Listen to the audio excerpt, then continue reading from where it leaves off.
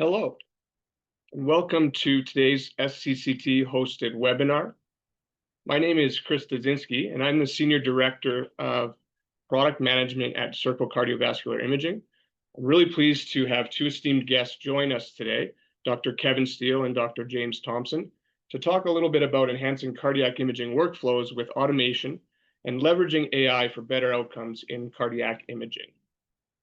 So I'd like to introduce our speakers in a little detail here. So we have Dr. Kevin Steele joining us, who's the Advanced Cardiac Imaging Director at Peace Health. He's also the Chief Medical Officer for us, Circle Cardiovascular Imaging. And we also have Dr. James Thompson, who's the Advanced Cardiovascular Imaging and Preventive Radiologist. He has an appointment as Assistant Professor at the University of South Florida and University of Central Florida. He's the Director of Innovation and Physician Education at SimonMed Imaging, as well as an appointment for adult congenital disease at All Children's Johns Hopkins in Florida. I'll speak a few minutes just about Circle Cardiovascular Imaging. We're a company who was founded in 2007, and we're very pleased to be able to work with clinicians in over 90 countries, and that we're able to work with some of the top hospitals across the world. And those hospitals are using our software for post-processing scans at nearly 50,000 or greater than 50,000 scans per month.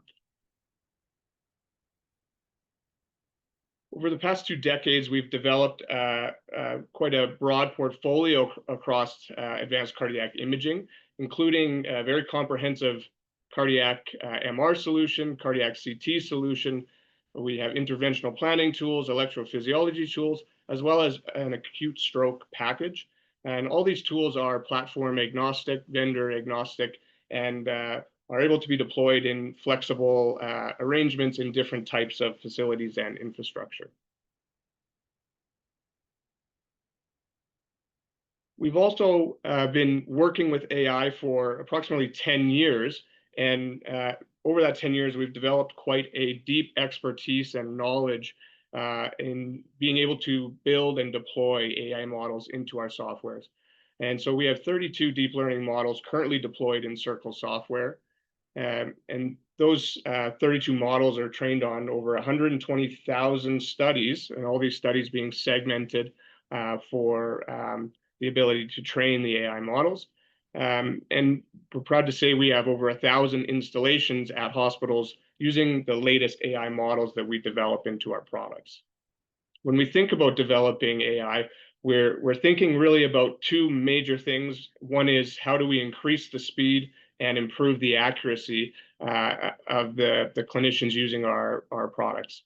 And so obviously, having very fast and accurate algorithms to be able to do some of that in the background is critical. And then the third piece of that is ensuring that we're able to have transparency and trust and put the end user into the driver's seat, meaning that we're able to deliver the results, but also to allow the clinicians and the end users to be able to utilize the tools, edit any results, and have high confidence in their results that they're reporting. And obviously, a lot of robust validation. And so everything that we produce is validated with expert annotated ground truth studies, and then multiple publications in different use cases that are available for your review. We're going to get into a little bit more detail about our core CT, our coronary CT product, and really across stenosis assessment, calcium scoring, and cardiac function, and also our latest plaque analysis. We deploy AI into all of these models to help improve the efficiency and optimization of that workflow for cardiac CTA. And this allows us to reduce repetitive tasks, shorten reporting time. We also have intelligent and automated pre-processing, so that when you open those cases for review, they've already been pre-processed. The work is basically done, allowing you to review the case, make any adjustments if necessary, and move as quickly and efficiently to confident reporting. The reporting is fully integrated with structured reporting with multiple different forms of interoperability that can be easily integrated back into your native systems that are you're using. Ultimately, it's a comprehensive solution that's on-premise for advanced cardiac CT analysis. And the nice part is we're able to deploy all these tools on-premise to allow you to keep all the activity on site without having to send out data for processing somewhere else. With that, I'm going to pass off to Dr. Kevin Steele, who's going to talk to us a little bit about the impact of AI-driven plaque analysis on CAD diagnosis.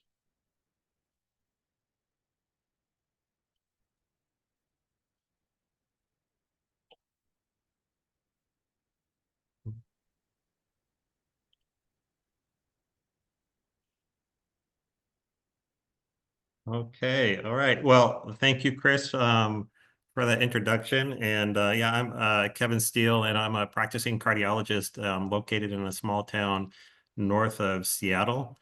So good morning to everybody on the West Coast. And again, thanks for showing up for this talk. So let me see if I can advance my slide. There we go. So we'll talk a little bit this morning about Circle's product for CT plaque automation. There's a lot of other versions of this that are out there, and I think there's some unique features that I wanted to touch on today. But before we get started, I just want to kind of base this into what we're all here for, and that's really how to manage our patients. And it really comes down to that physician-patient relationship. And fortunately, in cardiology, we can have some time to discuss primary prevention with our patients when it comes to cardiovascular events and coronary disease, primary care, perhaps not so much. But if you have some opportunity to educate your patients, this is a great discussion to have. Is about plaque. Plaque, we used to think plaque was just either you had it or you didn't. And of course, there's a lot of studies that said it's a much more complicated than that. And so from a patient standpoint, what they're interested in, I would say, is are they going to have a heart attack or are they going to die? And that's why they come see the cardiologist. So it pretty much comes down to that. And so trying to structure the conversation around preventative medicine is a great way to kick that off. So what are the different ways in cardiology, at least, that we can perform risk stratification to try to enhance our discussion and try to refine things for our patients? Well, of course, there's the biomarkers with lipids that have been around for a long time, as well as inflammatory markers such as high sensitive CRP. I put on there the hemoglobin A1C, definitely a critical portion. If you have an A1C of 10%, pretty much nothing you're going to do is going to help this patient until they can get their A1C down. And a lot more movement in the genetic realm, genetic profiles for trying to address cardiovascular risk early. It's a little challenging having a conversation about genotype versus phenotype with patients. That seems to be a hurdle. Sometimes they can't quite understand with that. Regarding imaging, ejection fraction has always been the winner when it comes to predicting outcomes with any particular study when they compare versus ejection fraction. Very powerful tool. Of course, ischemia with the stress testing that we do, or prior infarctions or unrecognized infarctions, sometimes we'll see by cardiac MRI. And finally, just wanted to roll into the calcium score, and that's been around for a long time as well, and has seen this resurgence recently, and then getting more into plaque burden. So plaque definitely is much more complicated than just the absence or presence of plaque. And this is a nice meta-analysis that looked at different types of plaque and their risk if it comes to total plaque volume versus breaking it down into low attenuation plaque, calcified plaque, or non-calcified plaque volume. And so a lot of the software that is used for automation for plaque analysis is looking at those three different things: low attenuation plaque, calcified plaque, or non-calcified plaque volume, and plaque burden, because those are all related to increased risk. So the SECT years ago came out with ways that we should try to address plaque. And so the way that this had typically been done is you look at this this CT scan, this NPR of a LAD, and you'd say, well, like, yeah, there's some calcified plaque in there, right? And you describe that, and perhaps you could see some perhaps lower attenuation type of plaque in this LAD. So it can be very cumbersome. You're trying to describe all of your lesions this way and really trying to verbally express what plaque burden is like.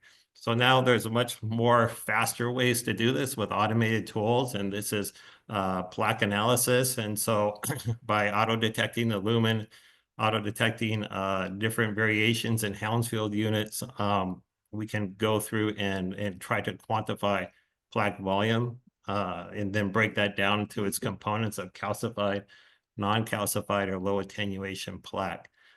In addition, with Circle's product, we also automate diameter stenosis in there as well.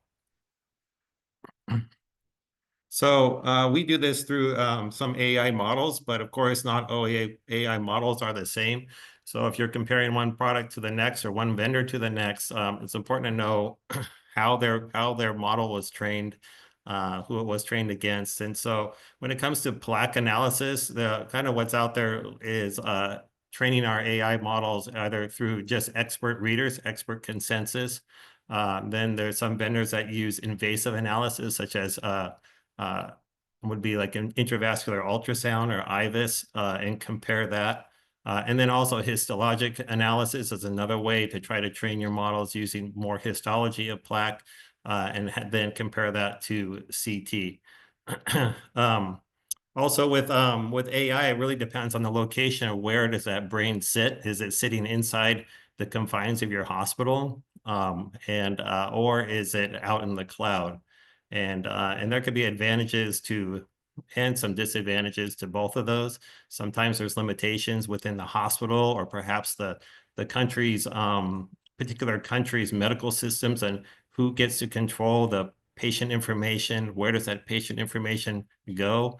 I'd say on my own personal experience, as I even have patients that do not want their data sent out into the cloud, and find that quite upsetting if they find out that happens. And I think sometimes data gets sent out to the cloud and patients aren't even aware that it's happening.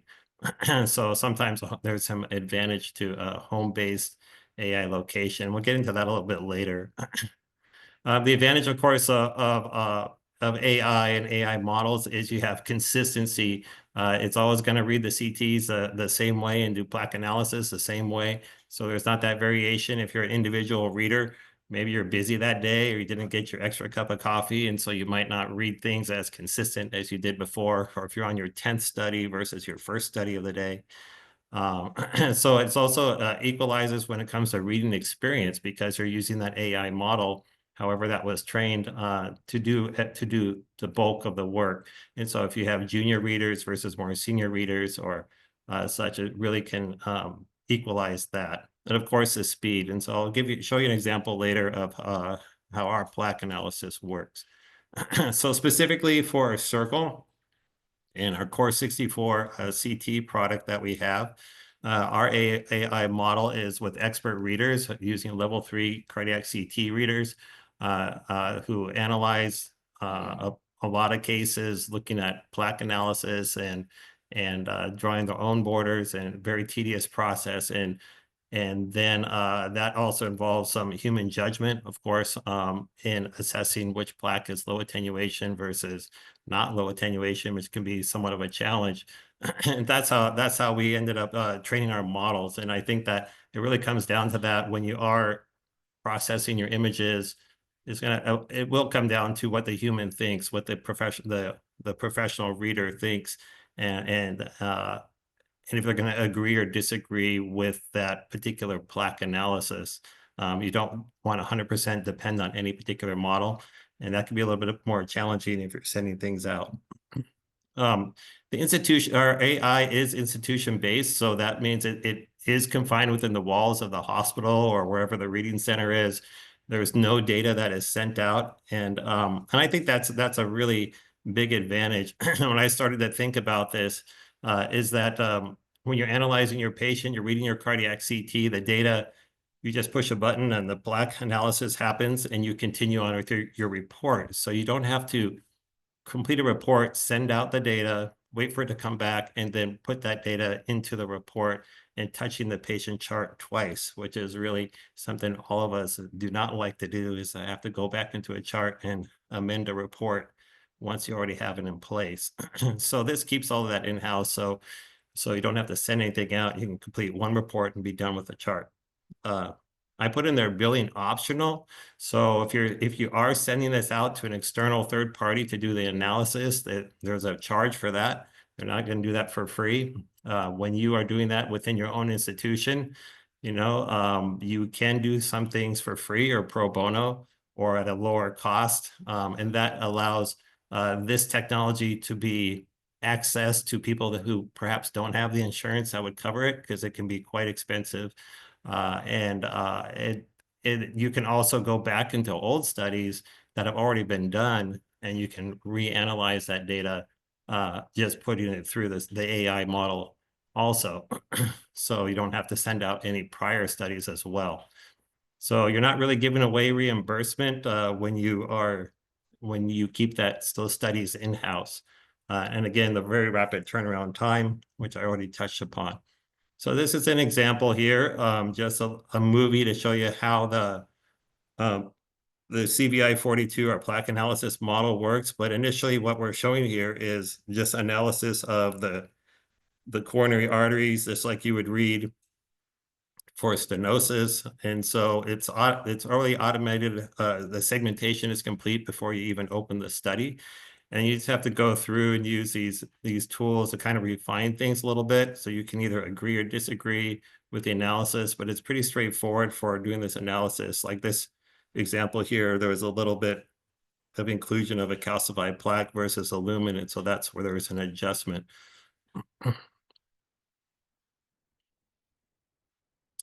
So once you've taken a look here at and agreed with a particular stenosis or not, then you click on that plaque thing and there it goes. So this is sped up. This is like double speed, so it is sped up a little bit. Really, that plaque analysis takes about 10, maybe 20 seconds to push that button, and then it'll analyze the plaque, and then you go back through the same thing, and you may need to refine things a little bit, especially if there's some motion. You may want to exclude that. Some institutions will only really look at the proximal to mid vessel and not the distal. So that also depends on your particular practice patterns for what you would like to include or exclude. But it's very easy because you can just click that little red X if you want to exclude some of that analysis, and it'll continue to upgrade, for your total plaque volume, calcified, non-calcified, low attenuation plaque, and throw in that stenosis. So the traditional CT workflow looks like this. It would be, especially if you had a send out for your plaque analysis, you complete your CT, images are analyzed locally. That would be up to you as a reader if you're doing that, and you generate that report. Then you make the decision, well, if you want to have plaque analysis, you push a button and it would be sent out outside the walls of the hospital, wherever you're reading. And then you wait for that plaque analysis to come back, and then you would update your report.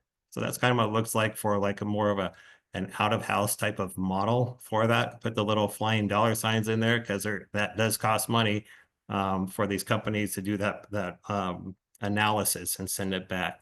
So you're not really keeping much, if anything, of that reimbursement for plaque analysis. So if you have in-house AI, you have an in-house model like the Circle one, CT is completed, analyze your images, you already have the plaque analysis on there, and then you do your report. So much less steps in there. There's no reimbursement that's flying out to someone else. That's all kept internally, which can make your hospital administrators happy with that. But it's a very simple step. You touch the patient once, report's done. There's automated reporting. The report is already generated when you click that plaque analysis in Circle. So if you have that type of system, you could just implement that into your report. So to wrap things up, so AI allows for rapid analysis of complex imaging. And I really think the advantage of this product is really in the in-house AI. If it comes to hospital patient data protection, or again, like nationally, there's countries where you just are not allowed to send data out.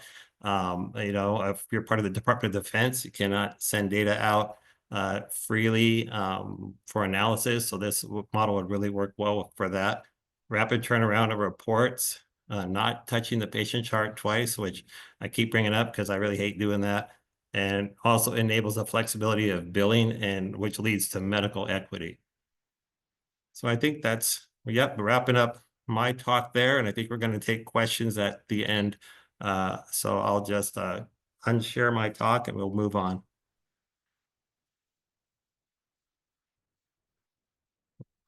Maybe. Okay.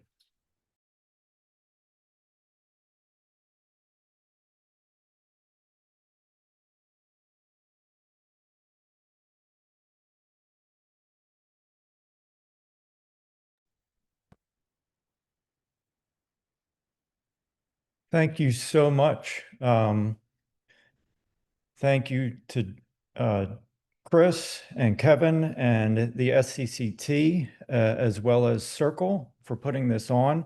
Very exciting time. I'm very excited to be talking about CT imaging and discussing the structural side, the diagnosis and movement to intervention with cardiac CT, involving an efficient system with cardiac imaging analysis.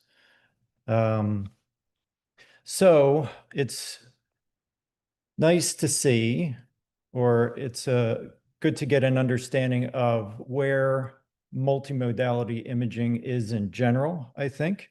Sort of the understanding of why CT is important in the multimodality decision process with patient diagnoses, including and with structural imaging.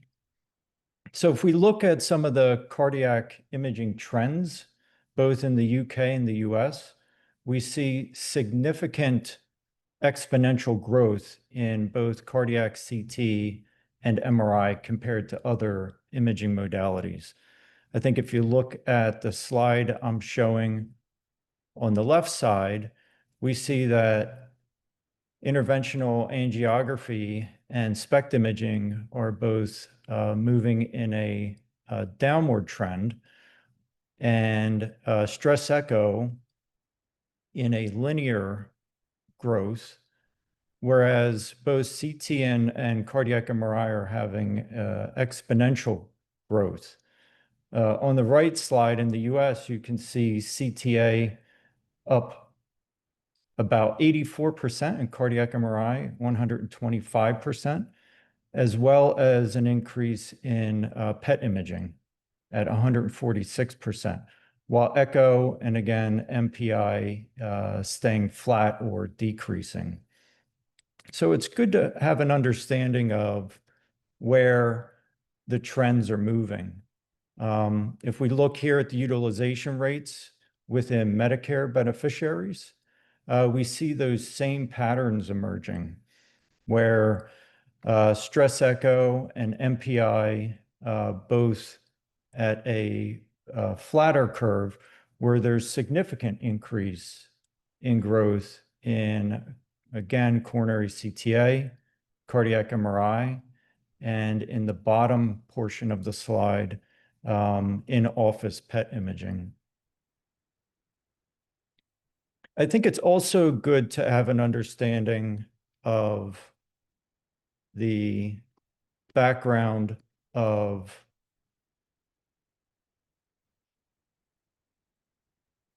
AI.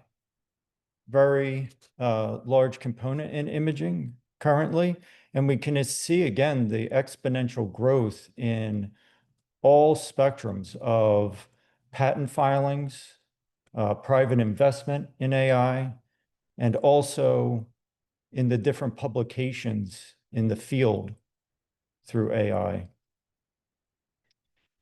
And we have seen with the FDA as of January, there's been about more than 1,000 clinical AI algorithms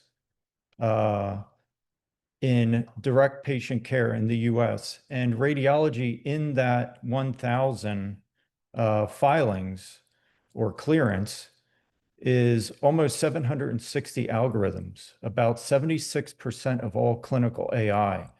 And if you factor in cardiology in that into as number two, we're talking about almost the lion's share of the 1,000 filing and clearance of FDA algorithms. So it's significant to understand the trends and the background environment that cardiac CT is currently involved in with multimodality imaging. I think it's also important to understand when we're looking at CT imaging, what we're actually dealing with or what we're actually utilizing. And really a CT scanner is simply an X-ray machine connected to a computer.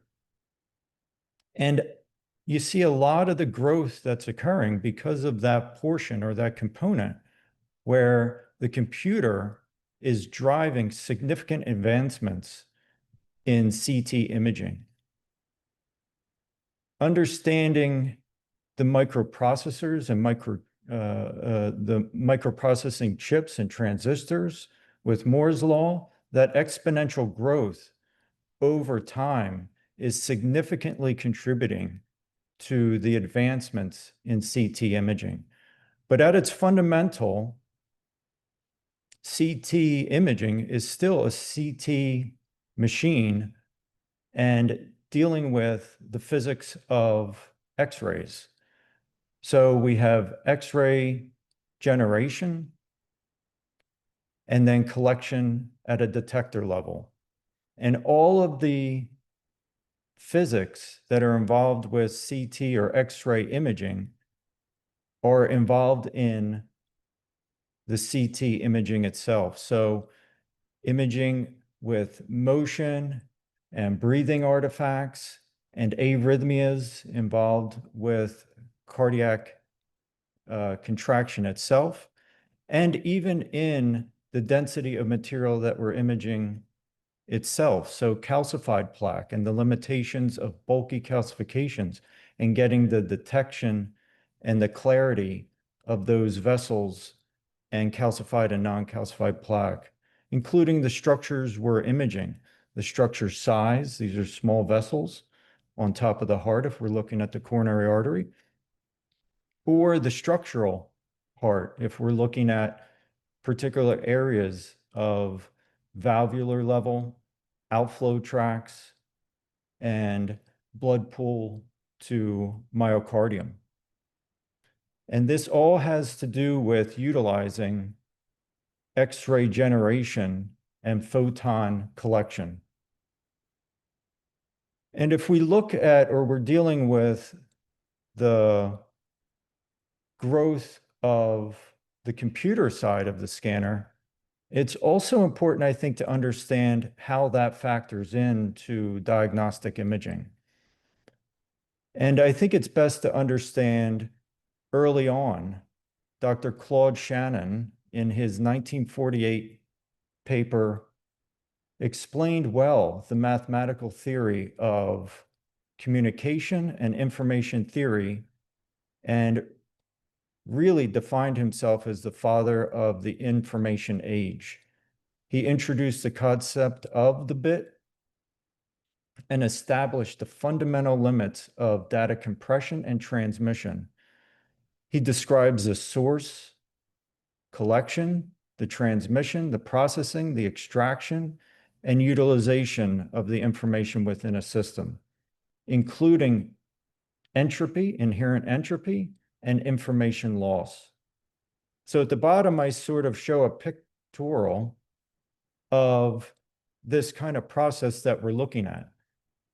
So if we understand the fundamentals of the CT machine and that we're actually collecting photons And on the detector level, we are getting information at that very basic level of photoelectric detection and quantification.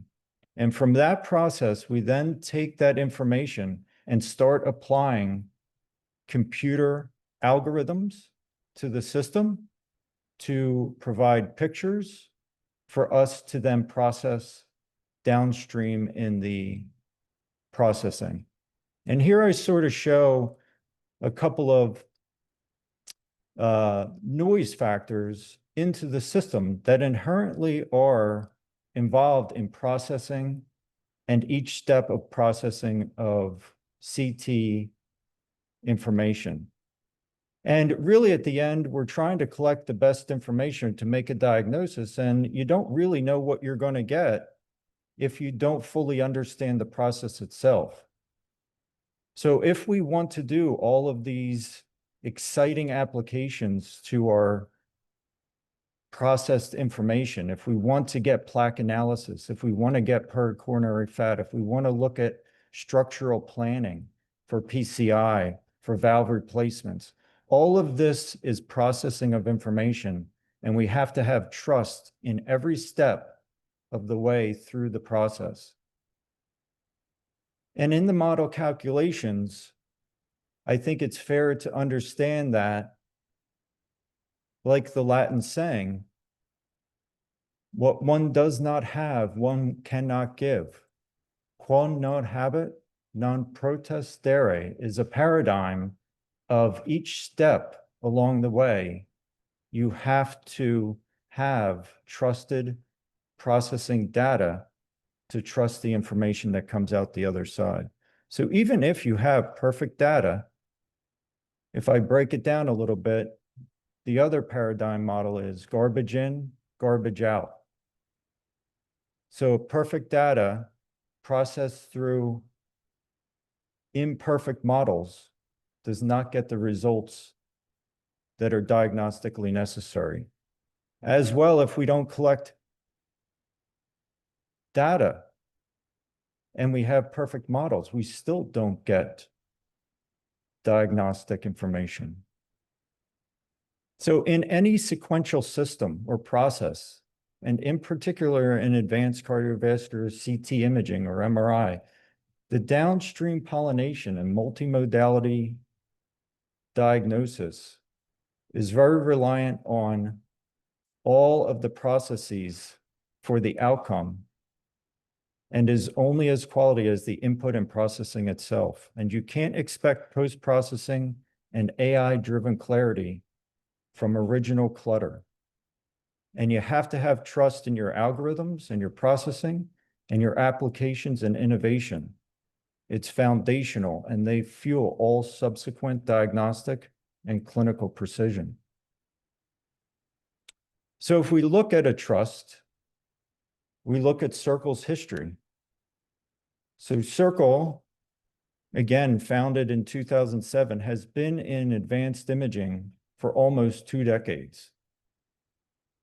Originally in cardiac MRI, and now taking those same applications and the learning curves and applying this to cardiac CT.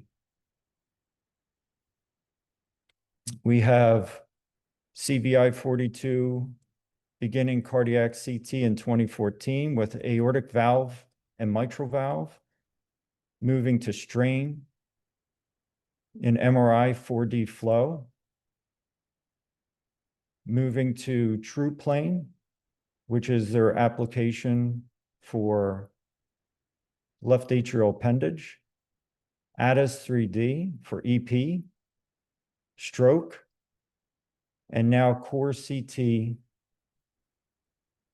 processing. And I think it's helpful too to understand the background of when CT or CT advancements occurred. So really the first commercial 16-slice CT detector was 2002. And Medicare reimbursements began in 2006. And another important milestone in cardiac CT is the 64 slice scanner in 2003. And this is the time that CT scanning moved with the 64 slice scanner into isovolumetric scanning, meaning that the high resolution imaging that you can get in the X and Y axis with 64 slices is then obtainable in the Z axis. So then you can take that data set or that volume scan and begin to process it for structural work in any planar projection that is desired. So if you want an off-axis view or a full 360-degree view, if you want to do 3D post-processing, all of that is obtainable with a 64 slice scanner.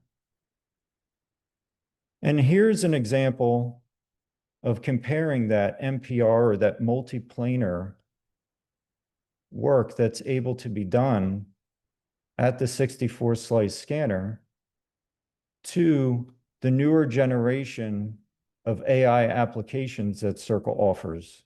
So on the left, we see a video running interaction with multiplanar imaging, but having to do every measurement in every plane yourself and every quantification, including the LV outflow tract, the aortic annulus, the coronary ostia height.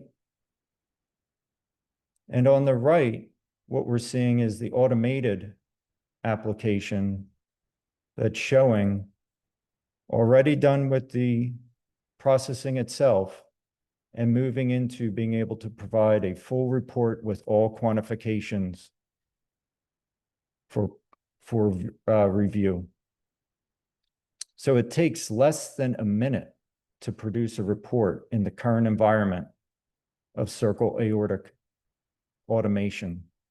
And compared to the left side, MPR is still working through, or the physician level, working through processing each level, area of interest, and quantification. And I think it's powerful to see these two comparisons next to each other, just like much of cardiac imaging in the new environment. It's very powerful to see the process or see the disease itself. Seeing is believing. So on the left, MPR will still be working. It takes about 5 minutes to run through the same measurements that you would get within less than a minute with the automated application. The advanced applications also automate full LV and RV function and quantifications. So here you see 0-click and 1-click automation, where you get server-side automatic processing of all of the cardiac structure and function. You get modifiable tools. So again, like Kevin discussed in the first examples, this isn't a black box processing where you just get reported data. This is interactable, and you can validate and change as needed. There's an increase 80% DICE and less than 10% volume error for LV and EFs. The applications are directed at both aortic and mitral valve applications. So there's fast and efficient planning for aortic valve and mitral valve replacements. Here you can, it's showing you can do modeling for different valves. You can put in the 3D valve STLs and review how that would look in real time within the heart itself, both within the aortic valve and within the mitral valve. You can do valve and valve planning. You can do window levels, access points, transeptal, anterior, and you can blend those applications within the cath lab itself and theaters and surgical suites with the fluoroscopy planes and projections. Whatever the interventionalist or surgical planning team is most comfortable with, you can look at those applications in real time. Here's a TAVR planning. You can also take a look at the peripheral vasculature and discuss or decide on access points, including whether the catheters will fit within a predefined access point related to stenoses and calcifications. Here's also an example showing in the mitral valve, when you do a valve planning, you can take a look at and quantify the neo LVOT and see how the outflow tract or the valve is affecting the function of the LVOT. You get all these measurements provided easily and definably, and again, you can validate them and provide them in a nice PDF format. And this all comes within a process that can be cross-pollinated. All of this is server-side with advanced imaging, CT, but MRI. So when you're looking at multimodality evaluations for planning and treatment, you can take a look at both the structure and function with MR as well as CT. And these advanced cardiac AI applications in practice significantly save time. The workflows are improved. They help evaluate in the complex cases.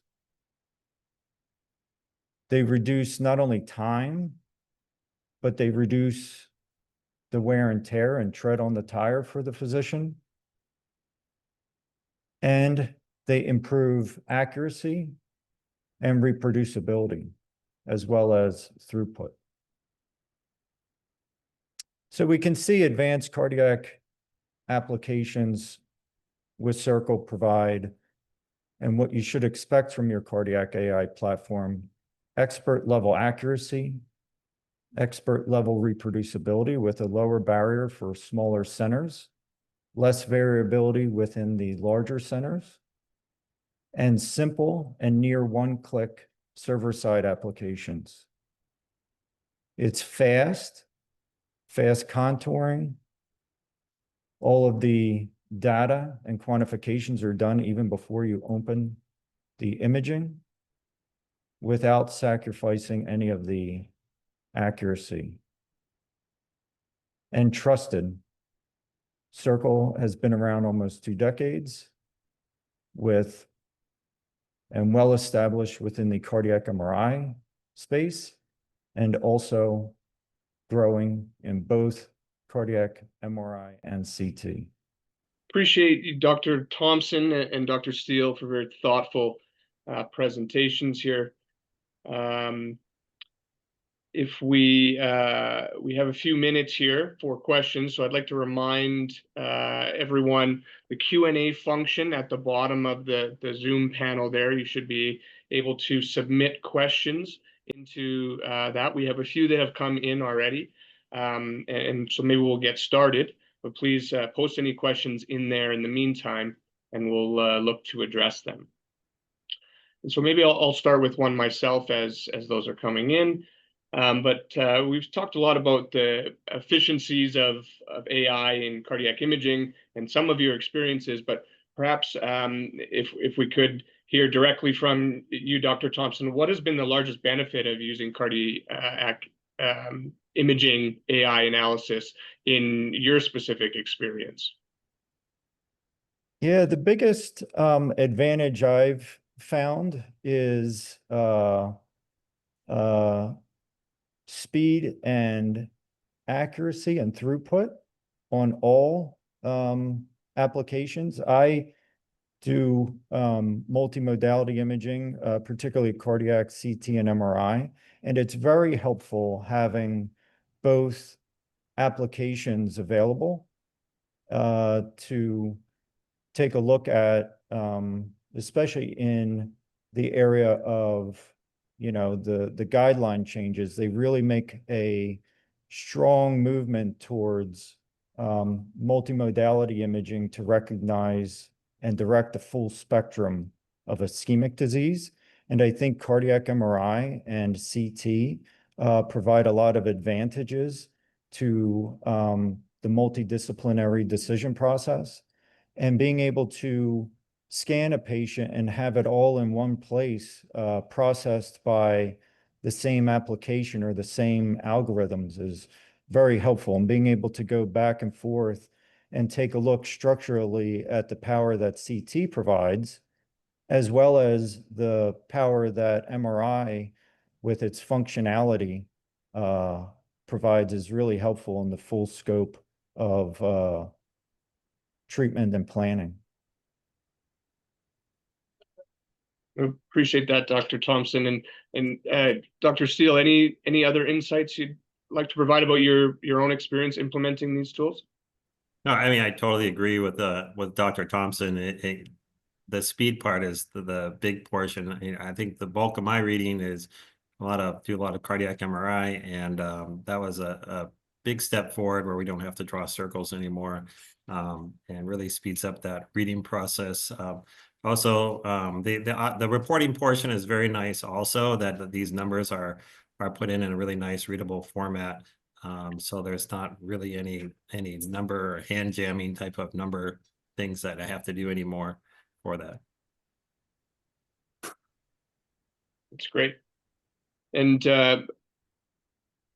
one of the questions coming in regarding plaque analysis, and so I just wanted to make sure it was labeled on some of the slides, but the plaque analysis tool is not FDA cleared. It's currently under review by the FDA, so we'll stay tuned for further information about the availability of the plaque tool for clinical use. But perhaps, Dr. Steele, I have a question for you that's coming from someone in our audience here. Do local IT have concerns about adding in local AI? And so maybe specifically to the question, and then more broadly, talk about your experience in implementing some of these tools and working closely with the IT groups in deploying AI on site. No, I guess every site has their own policy when it comes to IT, and that could be a unique challenge. But I would say in general, this is a self-contained AI model or analysis that's done. It's just like running any other type of program. It's not really it doesn't take up a lot of space to do so. So I would assume that IT departments would prefer that over having to send data out and have that security risk of moving data back and forth with images and such. So I haven't found that personally to be an issue that I've ran into when it comes to creating these more self-contained models. I was a member of the Department of Defense for 20 years in a prior life, and so that definitely was a challenge working with IT when it comes to that level of security, and that was really not an issue. They would prefer, and actually it was mandatory, that we did not send anything out for analysis for that. So it worked out. So this type of model would work out well for that. And Dr. Thompson, you work in a few different settings, and there's probably slightly different workings and concerns from an IT perspective. So do you have any further insights on your experience in implementing these software tools? Yeah, I think I'd echo the same thing, that there are different challenges in different places. However, it is something that's rapidly progressing. I think everybody understands the benefit and the implications that AI brings to these applications and the necessary applications for the imaging itself. So a lot of the plaque analysis, a lot of the function FFR is not only gaining traction, but being applied within the guidelines. So these things are coming, and it's also important to understand that as we progress, it will get more and more translational into the process of imaging and diagnosis itself. Very good. I appreciate that. And here's a question for Dr. Steele, perhaps.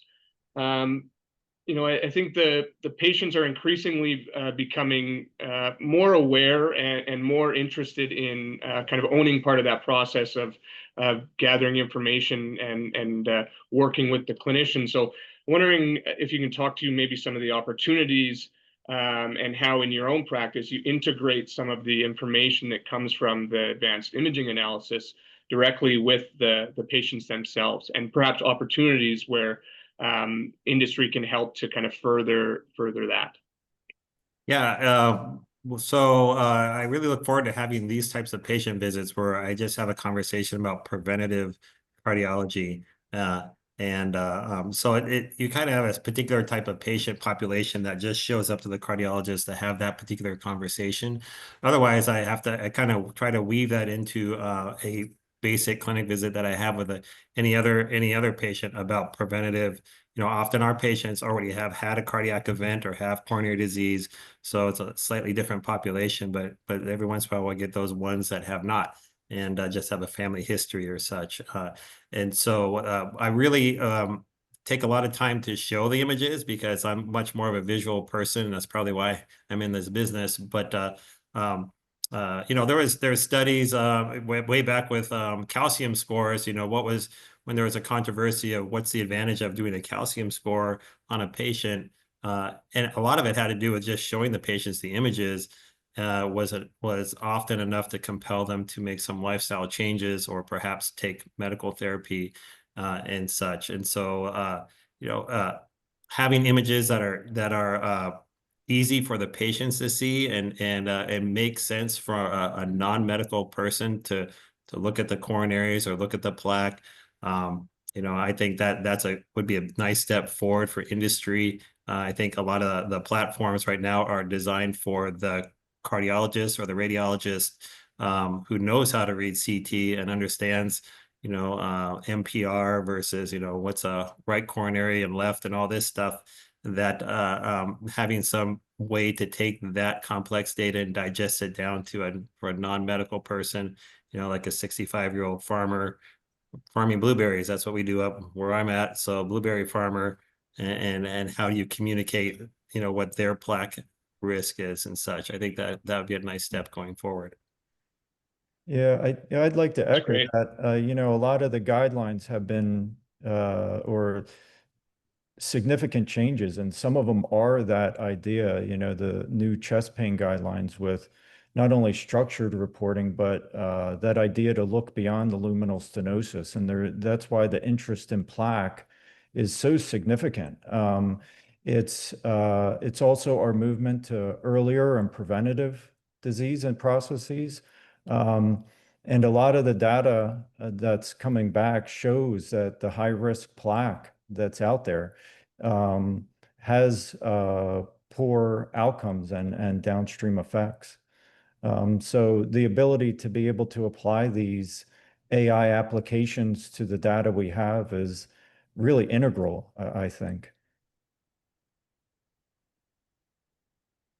Yeah, I appreciate that. And I think it's a fantastic opportunity for the way we think about integrating reporting back into the clinician's hands in a way that is perhaps consumable or able to easily translate into how they can utilize it in a more patient-centric fashion. So I think it's a fantastic direction that the way we're thinking about being able to help with that as well.